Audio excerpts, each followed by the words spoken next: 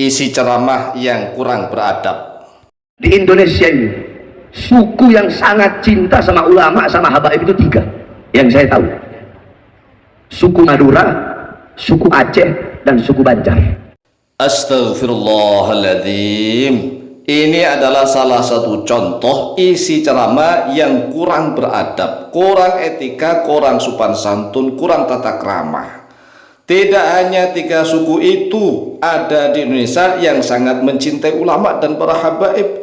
Tidak hanya suku Madura, tidak hanya suku Aceh, tidak hanya suku Banjar, tetapi suku Jawa, suku Sunda, suku Bugis, suku Batak, suku Sasak, dan hampir semua suku di Indonesia sangat cinta dan memuliakan para habaib. Jangan membanding-bandingkan antar suku di negara Indonesia. Di Indonesia ini suku yang sangat cinta sama ulama sama habaib itu tiga yang saya tahu: suku Madura, suku Aceh, dan suku Banjar. Saudaraku kaum muslimin wal muslimat rahimakumullah, dan saudara-saudaraku sebangsa setanah air Indonesia, ketahuilah bahwa adab ceramah, adab adalah etika, sopan santun, akhlak yang baik. Ceramah di Indonesia tidak sepatutnya menyebut perbandingan. Jadi jangan membanding-bandingkan suku-suku tertentu. Mengapa tidak boleh ada perbandingan? Karena Indonesia adalah negara kesatuan. Yang namanya kesatuan dari berbagai macam suku, ras, budaya, dan adat istiadat yang berbeda-beda. Jadi kalau kita ditanya siapa Indonesia? Indonesia adalah negara kesatuan dari berbagai macam suku, ras, budaya, dan adat istiadat yang berbeda-beda, tak sepatutnya dibanding-bandingkan. Jadi kalau ada seorang penceramah, seorang dai, seorang mubalik yang tidak tahu adab, tidak tahu etika, tidak tahu sopan santun, bagaimana cara dia menyampaikan isi ceramahnya kepada kaum muslimin yang ada di Indonesia. Kalau tidak tahu caranya, maka ini khawatirnya nih, apabila di dalam ceramah menyebut suku tertentu, baik untuk mengunggulkan ataupun untuk merendahkan. Mengunggulkan saja nggak boleh, apalagi merendahkan. Maka akan menimbulkan salah faham dan mafhum mukhalafah bagi suku-suku lain yang sangat rentan memicu perpecahan. Inilah pentingnya kita harus tahu adab terlebih dahulu, etika, sopan santun, akhlak yang mahmudah, akhlak yang terpuji, bukan hanya berdasarkan ilmu saja. Lawang banyak sekali ternyata isi ceramahnya Bahar bin Smith ini yang Masya Allah tentang anak sekolah ibtidaiyah saja masih salah-salah. Kemarin kita bahas tentang perbedaan muslim dan mukmin. Menurut Bahar, muslim itu derajatnya lebih tinggi daripada mukmin. Ini bertentangan dengan ijma ulama, kesepakatan ulama. Mengapa? Di dalam surat Al-Hujurat ayat yang ke-14 Allah Azza wa Jalla sudah jelas-jelas mengunggulkan orang-orang mukmin daripada orang-orang muslim. Tetapi Bahar bin Smith menyampaikan kepada khalayak ramai, mengatakan bahwa muslim itu lebih mulia daripada mukmin. Ini kan salah kaprah.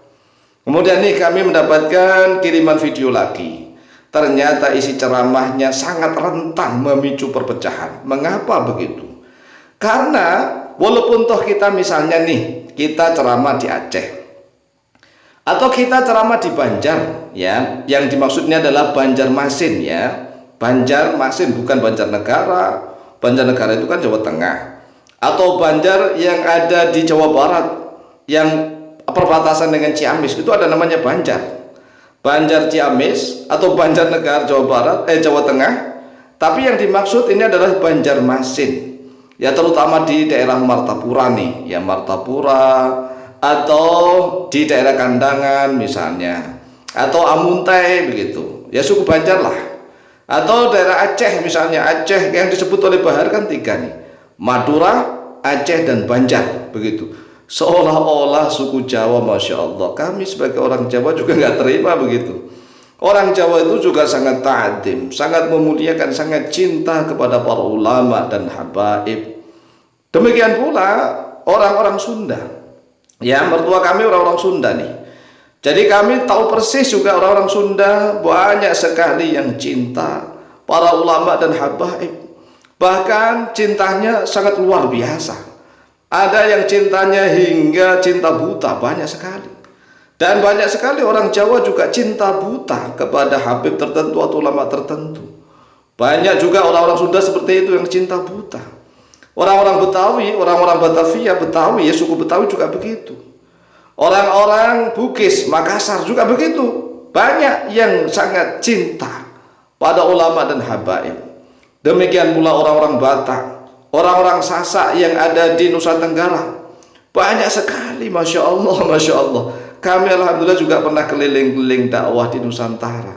Jadi kami paham, jangan gebyur uyah podo asini dalam bahasa Jawa ini. Gebyur uyah podo asini itu kita menyebut satu suku, kesatuan begitu. Ini bahaya, rentan. Mengapa? Begini loh.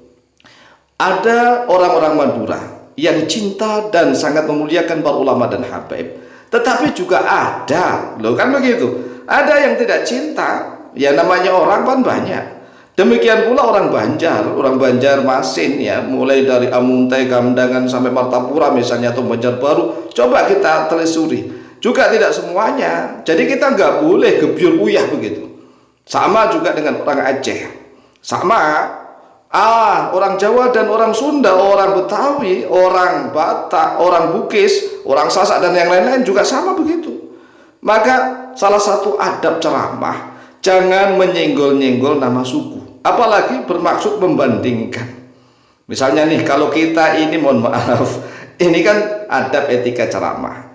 Kalau seandainya misalnya saya supaya laku di Aceh, tatkala saya ceramah di Aceh saya membaik-baiki orang Aceh begitu, wah ini namanya ngatok. Ngatok namanya. Dalam bahasa apa sih ngatok itu? Ya begitulah, benalu itu, benalu. Tatkala saya ceramah di orang Jawa, saya membaik-baiki orang Jawa.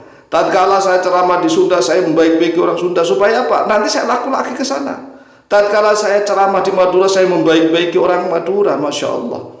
Padahal ceramah itu, mohon maaf ya, namanya ceramah itu ngasih jamu. Jamu itu pahit tetapi menyehatkan begitu. Jangan seolah-olah ngasih madu tetapi meracuni yang lain. Ngasih madu tapi meracuni yang lain. Makanya dalam strategi dakwah itu sungguh luar biasa, butuh banyak ilmu pengetahuan. Seorang dai yang rahmatan lil alamin akan tahu, ya akan tahu, paham persis begitu. Nah kalau dai-dai seperti ini ya rentan memicu perpecahan di Indonesia. Oleh sebab itulah mari dididik dengan benar. Setelah benar menguasai adab-adab ceramah dan etika yang baik, terutama ceramah di Indonesia, baru diorbitkan untuk ceramah. Demikian, semoga bermanfaat. Lebih kurangnya mohon maaf. Wallahu ta'ala a'lamu bishawab.